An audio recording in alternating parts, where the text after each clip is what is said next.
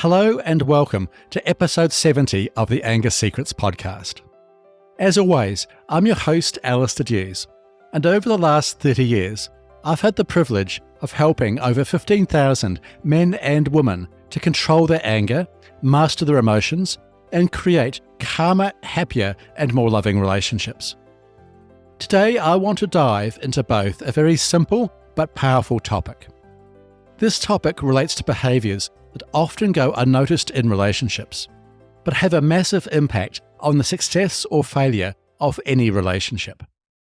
These behaviours are so important that I call these behaviours the hidden killers of relationships.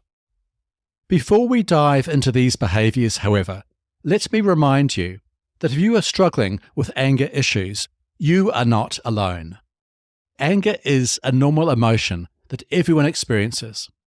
But when your anger becomes destructive, or if you lose your temper at those around you, then it's time to take action. That's why I have developed a range of resources designed to help you control your anger and create calmer, happier, and more respectful relationships. The most powerful of these resources is my tried, tested, and proven online anger management coaching program called the Complete Anger Management System. The Complete Anger Management System will teach you all the tools, techniques, and strategies you need to control your anger in any situation, usually in just a few weeks or less. The Complete Anger Management System includes over 7 hours of video content, interactive exercises, quizzes, and trainings designed specifically to help you control your anger and improve your relationships. To learn more about this life-changing coaching program, visit my website, angersecrets.com. With that said, let's get back to our topic for today, the hidden killers of relationships revealed. Now, as mentioned, relationship killers are the subtle, often overlooked habits many people unconsciously engage in. Over time, these relationship killers can erode trust, intimacy, and ultimately, the loving and caring bond you share with your partner. One of the most powerful contributors to understanding these relationship killers is Dr. John Gottman, a renowned psychologist and relationship researcher I have discussed previously on this podcast. According to Gottman, there are 4 common behaviors that over time will quietly destroy any relationship. These relationship killers are: Number 1, criticism. Number 2, defensiveness. Number 3, contempt. And number 4, stonewalling.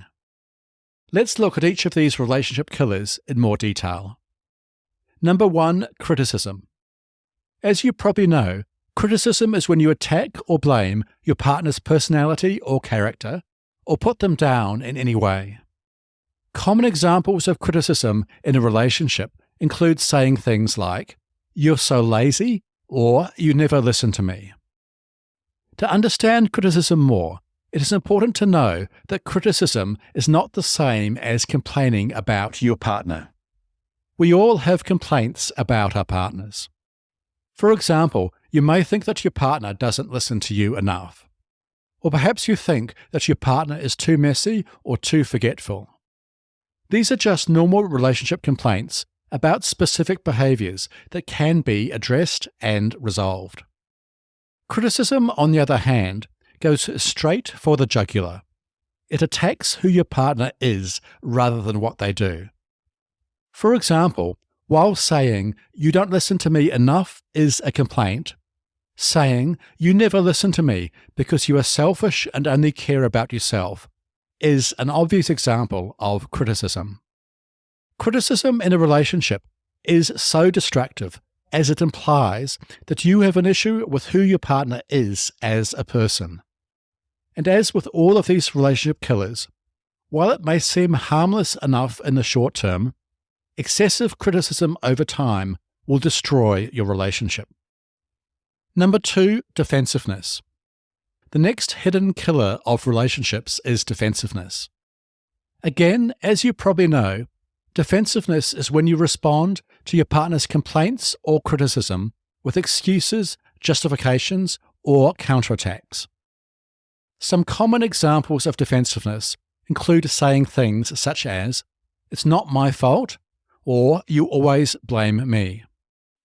While defensiveness is a natural reaction to feeling attacked or criticised, it unfortunately only serves to escalate conflicts in relationships. If you would like to overcome your tendency to become defensive, listen to episode 67 of this podcast, where I discuss how to stop being so defensive in a relationship. Number 3, contempt. The third hidden killer of relationships is contempt. Contempt is when you express a lack of respect for your partner through sarcasm, cynicism, or hostile humour. It also can include eye-rolling, mocking, or using overly critical tones in your communication. Contempt often arises from feelings of superiority and can be extremely damaging to relationships. In fact, Gottman's research has shown that expressing contempt for your partner is the single greatest predictor of divorce or relationship breakdown.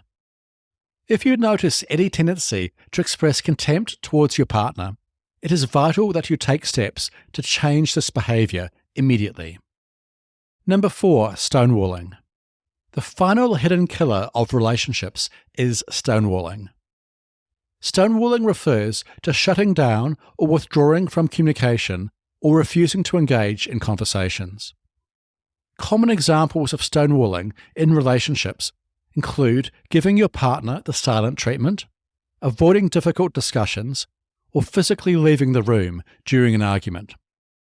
Stonewalling is often a result of feeling overwhelmed with emotions, but it leads to further disconnection and communication breakdown in relationships. To overcome any tendencies towards stonewalling in your relationship, it is important to learn how to manage your emotions and stay present during difficult conversations. There are many tools to help you do this that I discuss in other episodes of this podcast, or in detail in the Complete Anger Management System. Okay, so there you have it, the 4 hidden killers of relationships. These are criticism, defensiveness, contempt, and stonewalling. Understanding these behaviours and actively working to avoid them can significantly improve your relationship and create a more positive, loving, and respectful dynamic. More importantly, according to Gottman, each of these behaviours has an antidote, or a more constructive alternative. For example, the antidote for criticism is to make specific complaints. As an example, instead of saying, "You never listen to me," you could say, "When I'm talking, could you please put down your phone and make eye contact with me? It would really make me feel heard and loved." This shift in communication style can make a big difference to the quality of your relationship. The antidote for defensiveness is to take responsibility for your part in any conflict. Listen to your partner's perspective and validate their feelings. This helps to de-escalate situations and promote understanding and empathy between partners. For example, instead of saying things such as, "It's not my fault," you could say, "I can see how my actions have made you upset. I'm sorry for that, and I want to understand your perspective more." The antidote for contempt is to practice appreciation, build a culture of mutual respect in your relationship, and use humour in a positive way. Instead of mocking or using sarcasm, try to find ways to show genuine appreciation for your partner's qualities and efforts.